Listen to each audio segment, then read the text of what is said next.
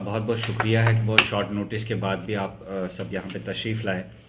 तो आज का जो हमारा मुद्दा है वो हाल ही में जो मीडिया में रिपोर्ट्स आई कि सीएजी की एक रिपोर्ट शाया हुई है और उस सीएजी की रिपोर्ट में जम्मू कश्मीर को लेकर बहुत सारी जो इश्यूज़ हैं उनको हाईलाइट किया गया है। कुछ चीज़ें जो हमारी गवर्नमेंट के दौरान खासकर हुई हैं उनको फाइनेंशियल इरेगुलरिटी का नाम देकर मीडिया में बहुत ज़्यादा हाईलाइट किया जा रहा है। हम पिछले कुछ दिनों से लगातार इस मामले पर पार्टी के अंदर चर्चा कर रहे थे और हम इस नतीजे पर पहुंचे हैं कि ये जो इशू हाईलाइट किया जा रहा है ये इस तरीके से लोगों के बीच में प्रेजेंट किया जा रहा है कि उस वक्त की गवर्नमेंट के खिलाफ लोगों में गुस्सा आए, लोगों में रोष जो है वो जागृत हो। मैं आपको बताना चाहता हूं कि जब 2015 में मुफ्ती मोहम्मद सईद साहब ने हुकूमत संभाली तो उस वक्त सबसे बड़ा चैलेंज जो हमारे पास था, जो उस वक्त की हुकूमत के पास था, वो ये था कि 2014 में जो जम्मू कश्मीर में फ्लड आया और जिस तरह से यहाँ का इंफ्रास्ट्रक्चर, यहाँ की इकॉनमी और इवन के लोगों को पर्सनल जो नुकसान पहुँचा, वो फ्लड इफेक्टेड लोगों को रिलीफ पहुँचाना, इंफ्रास्ट्रक्चर को रिवाइव करना, इकॉनमी को बूस्ट करना, सबसे बड़ा चैलेंज उस वक्त की हुकूमत के पास था।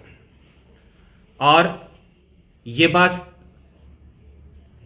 कोई छुपी हुई नहीं है कि मुफ्ती मोहम्मद सईद साहब ने एक साल के वक्फे में ही जम्मू कश्मीर का जितना भी डैमेज इंफ्रास्ट्रक्चर था, चाहे वो टूरिज्म के रिलेटेड हो, चाहे वो ब्रिजेस थे, चाहे वो रोड्स थी, चाहे वो गवर्नमेंट बिल्डिंग्स थी, चाहे वो हॉस्पिटल्स थे, सारा का सारा इंफ्रास्ट्रक्चर जो है with in a span of 1 year उसको रेस्टोर किया गया। अब मामला जो है प्राइम मिनिस्टर डेवलपमेंट पैकेज जो जम्मू कश्मीर के लिए सैंक्शन किया गया, उसमें से 8,313 करोड़ के 7 प्रोजेक्ट्स जम्मू कश्मीर गवर्नमेंट ने उठाए। ये प्रोजेक्ट थे, एक तो असिस्टेंट प्रोवाइड करनी थी डैमेज इंफ्रास्ट्रक्चर को, जो लोगों के मकानात जो है वो जिनको नुकसान पहुंचा था उनके लिए 1200 करोड़ रुपया जो है हमने उसमें रखा। इसके अलावा rehabilitation package for Jammu migrants, जो जम्मू के डिफरेंट अजला हैं वहाँ से जो लोग मिलिटेंसी के दौरान जम्मू जिनको पलायन करना पड़ा, उनकी रिहेबिलिटेशन पैकेज के लिए 13 करोड़ रुपये उसमें रखा गया। उसके अलावा रिहेबिलिटेशन ऑफ रेफ्यूजीज़ जो पाकिस्तान, छंब, जोड़ियाँ और पाकिस्तान ऑक्युपाइड कश्मीर से जो वहाँ से लोग आए, उनके लिए जो वन टाइम सेटलमेंट के लिए प्रोविजन रखा गया, जिसमें 2000 करोड़ का पैकेज रखा गया। इसके अलावा इंटरेस्ट सबवेंशन स्कीम, जो हमारे यहाँ पे बिजनेस हाउसेस थे, बिजनेसमैन थे, ट्रेडर्स थे, उनको जो फ्लड में नुकसान हुआ उनके लिए बिजनेस सबवेंशन स्कीम निकाली गई।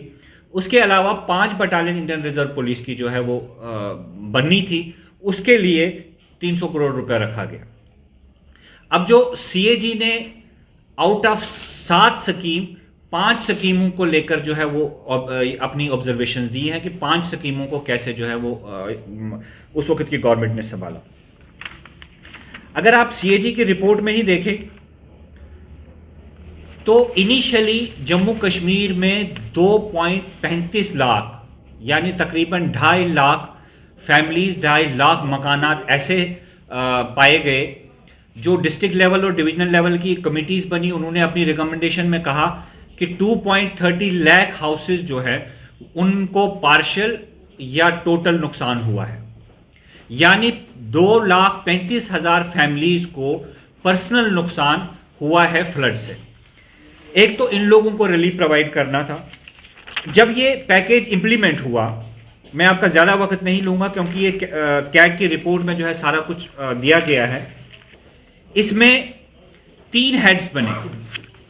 जो लोगों के नुकसान, जो मकानात का नुकसान हुआ, पहले 2.35 लाख हाउसेस का इनिशियल रिकमेंडेशन आया, लेकिन बाद में जब दोबारा ये कमिटीज बैठी तो इन्होंने कहा 2.35 लाख मकानात नहीं हैं, बल्कि 2.18 लाख मकान हैं। 2.2 लाख 18 हजार मकान ऐसे हैं जिनको नुकसान हुआ है, और जिनके लिए 1,51 करोड़ रुपए जो है वो गवर्नमेंट ने रिलीज किया। ये 3 हेड्स में रिलीज हुआ। एक स्टेट डिजास्टर मैनेजमेंट, जो स्टेट डिजास्टर रिलीफ फंड है, जो स्टेट का अपना रिलीफ फंड है, उसमें हर घर को, हर जिस शख्स को भी नुकसान हुआ था 75,000 रुपये पक्का हाउसेस के लिए, फुली डैमेज कच्चा हाउसेस के लिए 17,600 रुपया, सिवियरली डैमेज पक्का हाउस के लिए 12,600 रुपया, सिवियरली डैमेज कच्चा हाउस के लिए 3,800 रुपया, पार्शली डैमेज पक्का हाउस के लिए 3,800 रुपया, पार्शली डैमेज कच्चा हाउस के लिए 2,300 रुपया स्टेट डिजास्टर रिलीफ फंड में मिला। उसके अलावा prime minister national relief fund जो है वो सेकेंड इंस्टॉलमेंट में इनको पैसा मिला।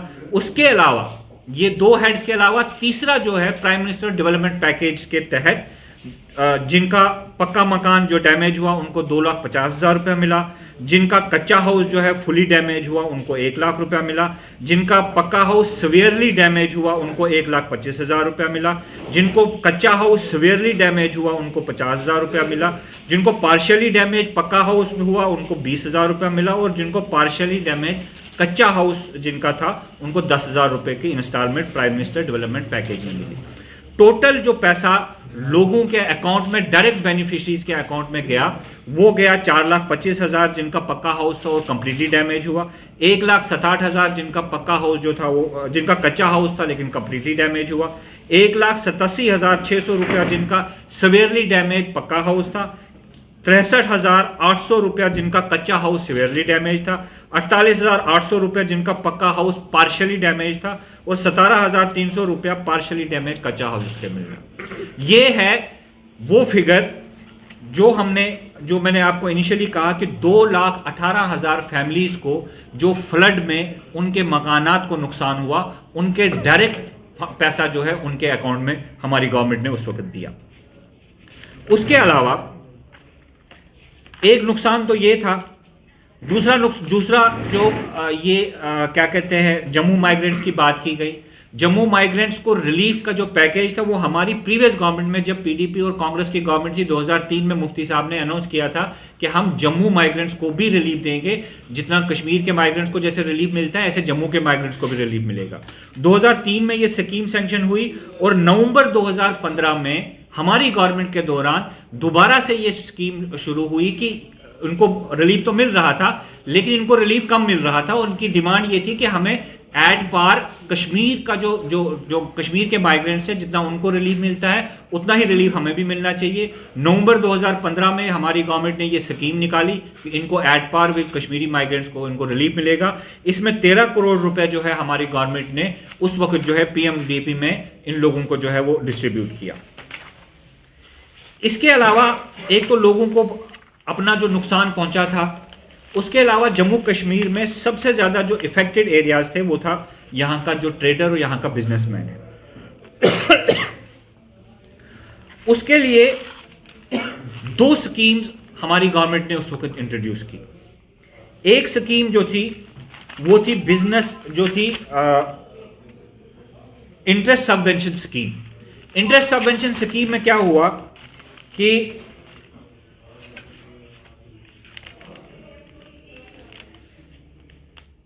800 करोड़ रुपया जो है वो बिजनेसमैन जिनको पार्शली या कंप्लीटली नुकसान हुआ फ्लड के दौरान, उसके लिए मुख्तस किया गया। उसमें 28,246 बिजनेसमैन, ट्रेडर्स, स्मॉल बिजनेसमैन जो है आइडेंटिफाई हुए। ये वो बिजनेसमैन थे जिनको गवर्नमेंट ने ये एश्योर किया कि आपका जो इंटरेस्ट बैंक के लोन पे आपको चढ़ा है उसका एक इंस्टॉलमेंट जो है, उसका एक पोर्शन जो है वो जम्मू कश्मीर गवर्नमेंट खुद से पे करेगी। क्योंकि 2014 के फ्लड में, और ये वो लोग थे जो रेगुलर, जो डायरेक्ट, जिन्होंने बिजनेस लोन जो है वो डिफरेंट बैंक से लिया था, जम्मू कश्मीर बैंक हो या बाकी बैंक हो, उनसे डायरेक्ट बैंक लोन जो है वो हासिल किया था। इसके अलावा ये तो 28,246 बिजनेसमैन थे, 28,246 ट्रेडर्स थे या मैन्युफैक्चरर्स थे। इसके अलावा 50,081 ट्रेडर्स, स्मॉल स्केल ट्रेडर्स जो थे, जिनका एनुअल टर्नओवर जो है 10 लाख से ज्यादा नहीं था, और इन्होंने शायद लोन भी नहीं लिया था, लेकिन इनका नुकसान जो है डायरेक्टली जो है फ्लड की वजह से हुआ। 50,081 बिजनेसमैन और ट्रेडर जम्मू कश्मीर के ऐसे थे जो आइडेंटिफाई किए गए डिस्ट्रिक्ट लेवल कमिटीज और डिविजनल लेवल कमिटीज ने। डिप्टी कमिश्नर्स ने वो रिकमेंडेशन भेजी डिविजनल कमिश्नर को, डिविजनल कमिश्नर ने रिकमेंडेशन भेजी स्टेट गवर्नमेंट को। तो ये कुल मिलाकर आप देख लें, ये है तकरीबन 80,000 बिजनेसमैन जो है वो जम्मू कश्मीर के ऐसे आइडेंटिफाई हुए जो 20 डिस्ट्रिक्ट में इफेक्ट हुए थे फ्लड से 2014 के।